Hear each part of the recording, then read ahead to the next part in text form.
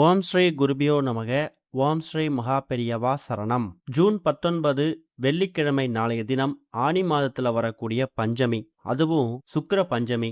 இப்போ நாம சொல்லக்கூடிய இந்த பொருட்களை ஒன்றாக தயார் செய்து வீட்டில் இந்த இடத்துல வைக்கிறதால இனிமே ராஜ வாழ்க்கை அமையும், கோடி செல்வம் சேரும். அது என்ன வழிபாட்டு முறைன்னு பார்க்கறதுக்கு முன்னாடி நம்மளோட வீடியோஸை இப்போதான் நீங்கள் ஃபர்ஸ்ட் டைம் பார்க்குறீங்கன்னா மறக்காம சப்ஸ்கிரைப் பண்ணிக்கோங்க.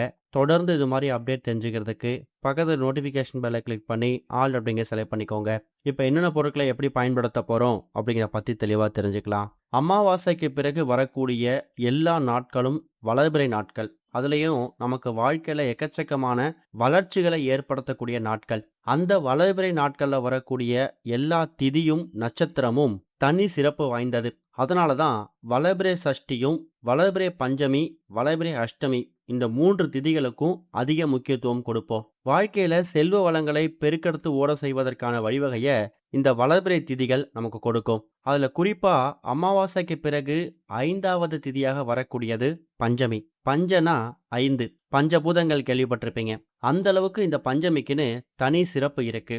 இந்த பஞ்சமி நாள்ல என்ன மாதிரி வழிபாடு செய்யணும், எந்த கடவுளை வணங்கணும்? எல்லா கடவுளையும் தாராளமா வணங்கலாம். விநாயகர் பெருமாள் ஆரம்பிச்சு பெருமாள் மகாலட்சுமி தாயார் வரைக்கும் எல்லாரையும் வணங்குவதற்கான வழிவகையை இந்த பஞ்சமி தினத்தை நீங்க பயன்படுத்திக்கலாம். இருந்தாலும் பஞ்சமிக்குன்னு தனி விசேஷம் இருக்கு அப்படின்னா அது வாராகி அம்மனை வழிபடுறதுக்கான வழிபாட்டு முறை. சப்த கன்னியர்கள்ல நிலத்துக்கு உரிய தேவதையா இருக்கக்கூடியவங்க வாராகி அம்மன். பார்க்கறதுக்கு ரொம்ப உக்கிர தெய்வமா காட்சியளித்தாலும் நாம அன்போடும் பாசத்தோடும் முழு பக்தியோடும் அவங்கள வணங்கணும்னா கண்டிப்பா குழந்தை மாதிரி நம்ம கிட்ட பழகக்கூடியவங்க. அப்படிப்பட்ட வாராகி அம்மனுக்கு உகந்த அற்புதமான தினம் இந்த ஒரு பஞ்சமி. அதுலயும் வளர்பிறை பஞ்சமி ஆனி மாதம் பிறந்து வரக்கூடிய முதல் பஞ்சமி. இந்த ஒரு பஞ்சமில நம்ம வாராகி அம்மன் கிட்ட என்ன கேட்குறோமோ அது நமக்கு அப்படியே கிடைக்கும். ஸ்ரீ லலிதாம்பிகையோட படைத்தளபதியா இருக்கக்கூடியவங்க தான் இந்த ஒரு வாராகி அம்மன். வாராகி அம்மனை அதிகமா வணங்கக்கூடியது யாருன்னு கேட்டீங்கன்னா, ஒன்று எதிரிகள் தொல்லை அதிகமா இருக்கு, போட்டி பொறாமை இருக்கு அப்படிங்கிறவங்க வாராகி அம்மனை வழிபடுவாங்க.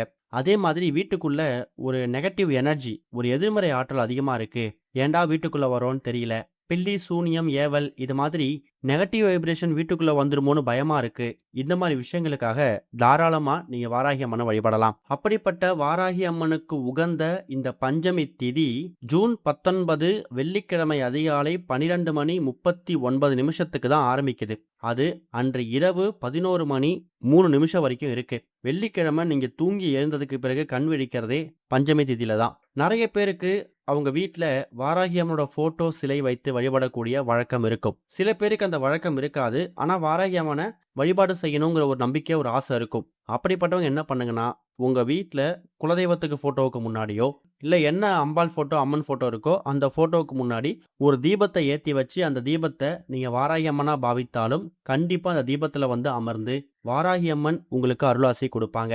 நிலத்தில் விளையக்கூடிய எந்த ஒரு காய்கறியாக இருந்தாலும் பழங்களாக இருந்தாலும் பொருட்களாக இருந்தாலும் அதை நீங்கள் தாராளமாக வாராகி அம்மனுக்கு நைவேத்தியமாக படைக்கலாம். இப்படி பல மகத்துவங்கள் நிறைந்த இந்த ஒரு பஞ்சமி திதி எந்த கிழமையில வருதோ அதை பொறுத்து அதோட பலன்கள் வேறுபடும். உதாரணத்துக்கு இந்த ஒரு பஞ்சமி வளர்பிறை பஞ்சமி, அதுவும் ஆணி பஞ்சமி நமக்கு வெள்ளிக்கிழமையில வந்திருக்கு, சுக்கிரவாரம். இப்போ நம்ம சொல்லக்கூடிய இந்த ஒரு வழிபாட்டை வெள்ளிக்கிழமையில நீங்க 3 நேரத்துல பண்ணலாம். வெள்ளிக்கிழமையில சுக்கிரஹோரை 3 நேரம் வரும். காலையில 6 மணிலேருந்து 7 மணி, மதியம் 1 மணிலேருந்து 2 மணி, அதை விட்டீங்கன்னா இரவு 8லேருந்து 9. வெள்ளிக்கிழமையில ராகு காலம் காலையில 10:12, யமகண்டம் மதியம் 3:04. இப்போ நம்ம சொல்லக்கூடிய இந்த சுக்கிரஹோரை வந்து யமகண்டத்திலையும் ராகு காலத்திலையும் அடிபடாது. அதனால தாராளமாக இந்த வழிபாட்டை செய்யலாம். கூடுமான அளவுக்கு இரவு 8லேருந்து 9 இந்த 1 மணி நேரத்தை பயன்படுத்திக்கோங்க. ஒரு சிறிய கிண்ணம் இல்லை ஒரு மண் அகல் விளக்கு எடுத்துக்கோங்க. அந்த மண் அகல் விளக்குல அதோட வாய்ப்பகுதியில் இப்போ நீங்கள் வீடியோவில் பார்க்குற மாதிரி மஞ்சள் பூசி அதுக்கு 5 எண்ணிக்கையில் குங்குமம் போட்டு வச்சுக்கோங்க. வாராகி அம்மனுக்கு உகந்த எண் வந்து 5 தான். சரி, அடுத்து அதில் ஒரே ஒரு ஸ்பூன் அப்படிங்கிறத விட நீங்கள் எடுத்து வைத்திருக்கக்கூடிய அந்த அகல் விளக்கு நிரம்புற அளவுக்கான கல்லுப்பை அதில் நீங்கள் பரப்பி வச்சுக்கணும். அதுக்கு மேலே 3 எண்ணிக்கையில் கிராம்பு எதுக்காக பயன்படுத்துகிறோம்? கிராம்பு வந்து காரிய தடை நீக்கி வீட்டில் ரொம்ப நாட்கள் ஒரு விசேஷம் நடக்கவே மாட்டேங்குது, இல்லை ஒரு காரியத்துக்காக நாங்கள் எதிர்பார்த்து காத்துக்கிட்டு இருக்கோம், அந்த விஷயம் நடந்ததுன்னா அது எங்கள் வாழ்க்கையில் பெரிய திருப்பு முனையை ஏற்படுத்தும், ஆனால் கிட்ட கைகுடி வரும்போது அது விலகி போயிடுது. இந்த மாதிரி விஷயங்கள் அறவே நீங்கணும் அப்படிங்கிறவங்க பரிகாரத்துல கிராம்பை பயன்படுத்தலாம். அடுத்து ஒரு முக்கியமான பொருள் ஏலக்காய். மகாலட்சுமி தாயார் அம்சம் இருக்கக்கூடிய பொருட்கள்ல இந்த ஏலக்காய்க்கு அதிக பங்கு இருக்கு. பணவசியம், ஜனவசியம் இந்த இரண்டத்துக்கும் பயன்படுத்தக்கூடிய ஒரு தாந்திரிக பொருள் இந்த ஏலக்காய். அதுல ஒரு 3 ஏலக்காய் எடுத்துக்கோங்க. இந்த 2 பொருட்கள் மட்டும் முக்கியம் இல்ல. ஏற்கனவே கல்லுப்பு எடுத்திருக்கீங்க. அதுவும் மகாலட்சுமி தாயாரோட அம்சம் தான். லக்ஷ்மி குபேரர் வாசம் செய்யக்கூடிய பொருள்.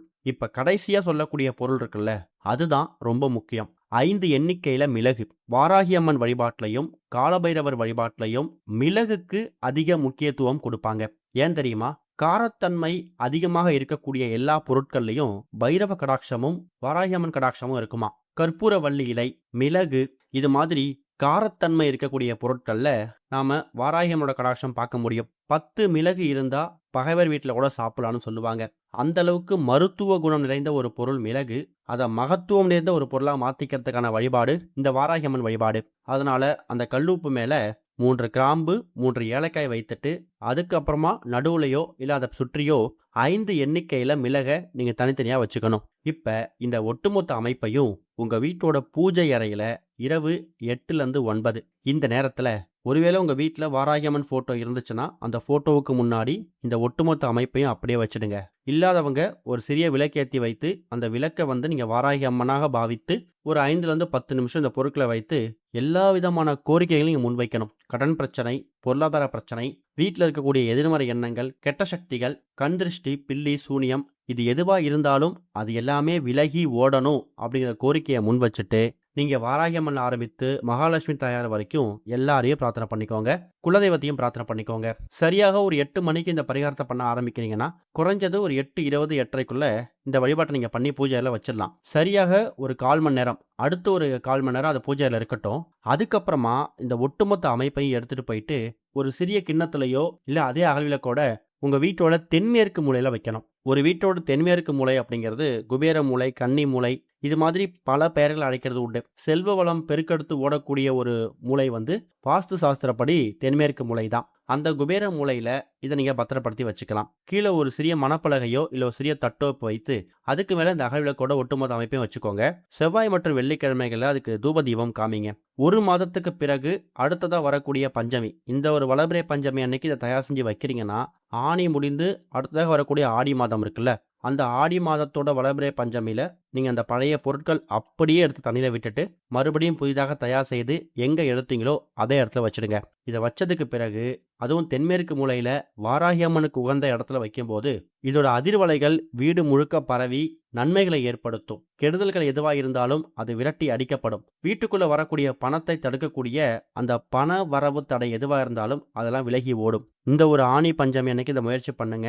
எல்லா தெய்வங்களோட அருளையும் ஒரு சேர பெற்று வாழ்க்கையில நல்ல முன்னேற்றம் கிடைக்கும். ஓம் ஸ்ரீ குருபியோ நமக. ஓம் ஸ்ரீ மகா பெரியவா சரணம்.